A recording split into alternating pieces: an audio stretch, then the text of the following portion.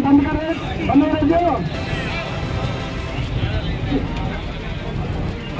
तो भगवान कृष्ण की जाओ ले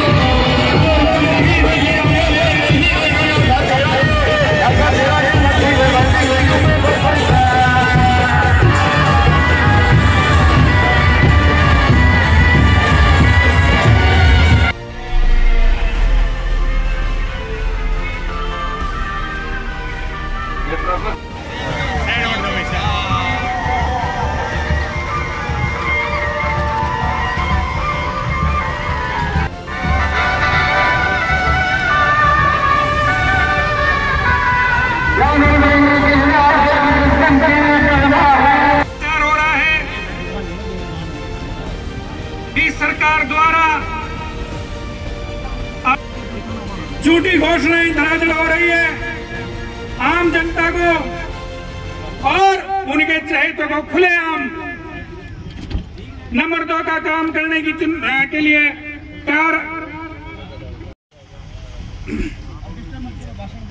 इसे इनके नेता नहीं जानते हैं। दोनों हाथ उठाकर तलाक अभिनंदन करें। भारत माता की तलाक गुंजल जिंदाबाद।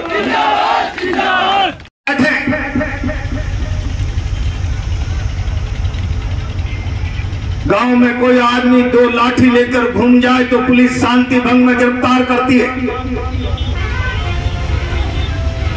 लेकिन बसोली मोड़ पर 100-125 गुंडे लाठियां लेकर बैठे रहे लोगों के साथ भद्रता करे, सरकार उनका संरक्षण कर रही। इतना ही नहीं,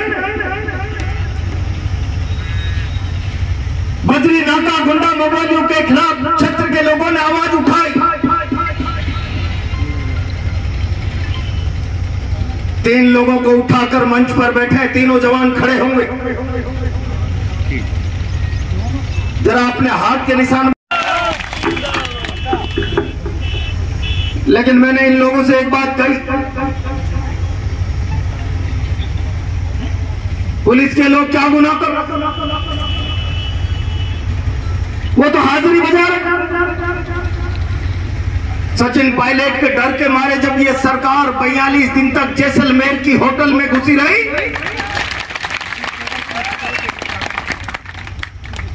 तो वो होटल इसी बजरी माफिया की। 42 दिन तक इस बजरी माफिया ने पूरी सरकार की सेवा की।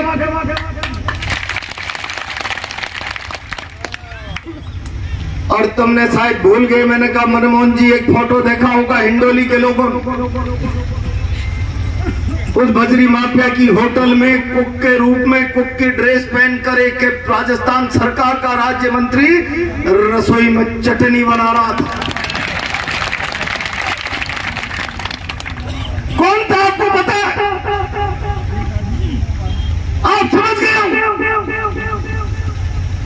बजरी माफिया ने उनकी सेवा की, बजरी माफिया की होटल का, रसोइयों का जिन्होंने आनंद लिया, आज वो बजरी माफिया के सामने घुटने टेक कर उसकी सेवा कर रहे। लेकिन मैं आज चुनौती देना चाहता हूं सरकार को, मैं चुनौती देना चाहता हूं शासन प्रशासन, मैं चुनौती देना चाहता हूं बजरी माफिया। न राज यहाँ के मंत्री का है, न पुलिस प्रशासन का है, न बजरी माफिया का है। कानून का राज है, कानून के हिसाब से चलना पड़ेगा। जो कानून का वायलेशन करेगा हम छाती ठोक कर उसका विरोध करेंगे। जिसकी मां ने दूध पिलाया हो मैदान में।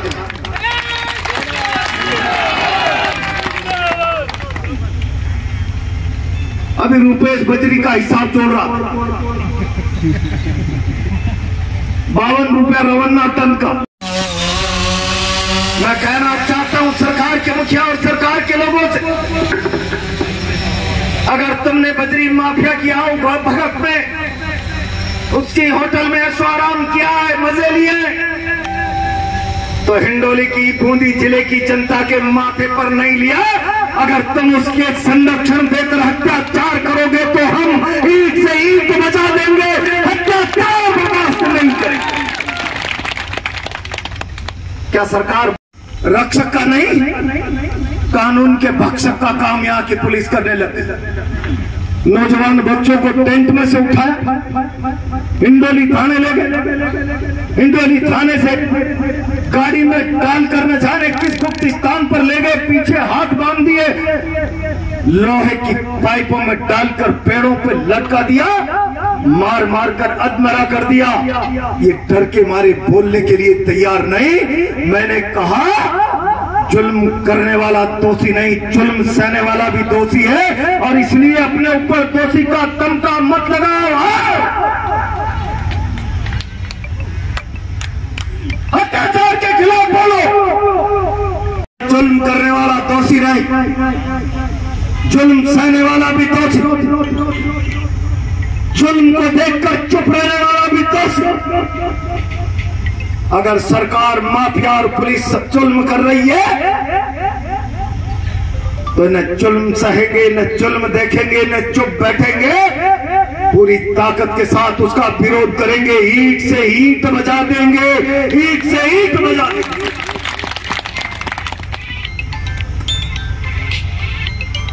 मैंने पूछा अधिकारियों से, ये नाका काई का लग रहा? आप नियमों के दायरे में जी खान के जिले के बाहर नाका नहीं लगा सकते। बोला ये अवैध निर्गमन को रोकने का नाका है। मैंने कहा अवैध निर्गमन को रोकने का नाका है तो सरकार के राजस्व, माइनिंग और पुलिस विभाग की एक संयुक्त टीम बनी हुई है जो तीनों मिलकर उस अवैध निर्गमन को रोकते हैं। बरुंदन पर कई सालों तक नाका लगा रहा, लेकिन कहीं मवाली और गुंडे नहीं बैठे।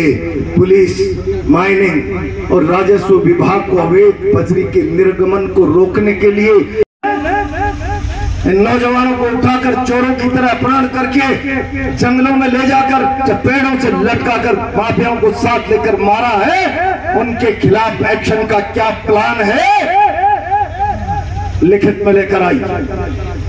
जब तक इन दोनों चीजों पर, और जो लोग हरिपुरा, भवानीपुरा, 100 सालों से भी ज्यादा समय से काबिज कास्ट है, उन्हें न्याय दिलाने के लिए क्या करना चाहते हैं। जब तक इन सारी चीजों पर लिखित में जवाब नहीं होगा तब तक हाईवे पे धरना चलेगा। बोले तैयार? जब तक मैं बैठूंगा कौन कौन बैठेंगे, जरा हाथ खड़े करें। कोई डर कर कायरों की तरह भाग तो नहीं जाए। के माध्यम से उस थानेदार से पूछना चाहता हूं कि भाई तुम थाने की नौकरी करते हो या रहती नाकी की नौकरी करते हो? जवाब दो। पुलिस को पुलिस का काम करना चाहिए कि रॉयल्टी नाके जो लगे हुए हैं इनका नाम रॉयल्टी नाका है, लेकिन इनके पास कोई पट्टे नहीं लगा हुआ। जो चोर होते हैं ना वो पट्टे नहीं लगाते। आज हम लड़ने आए तो तख्तियां लेकर आए, तुम्हारी माँ ने दूध पिलाया तो रॉयल्टी नाके का बोर्ड लगाकर दिखाओ, तुम्हारी पोल खुल जाएगी। बात आ जाओ तथ्य पर, मैं ज्यादा लंबी बात नहीं कहूँ। राजस्थान राज्य खनिज अप्रदान नियमावली 2017 संशोधित नियमावली 2017 जिसको हम कहते हैं MMCR act, minor mineral concession and rules 2017 और अमेंडमेंट से 2017, उसकी पुस्तिका आपके मंच पर आने वाली है।